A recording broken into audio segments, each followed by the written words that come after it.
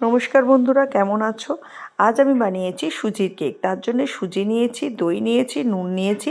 এটা সবগুলো একসঙ্গে মিশিয়ে একটা ব্যাটার তৈরি করেছি। ব্যাটারটা তৈরি হয়ে যাওয়ার পর 5 মিনিট রেস্টে রেখেছি। রাখার পর একটু একটু ইনো মিশিয়ে দিয়েছি।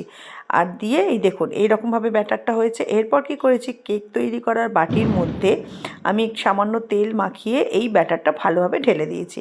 দিয়ে তার আগেই আমি একটু জায়গায় জল গরম করতে বসাতে দিয়েছিলাম। জলটা ফুটে গেছে, তার মধ্যেই ব্যাটারটা রেখে ভালো করে ঢাকা দিয়ে 15 মিনিট রেখে দেবো।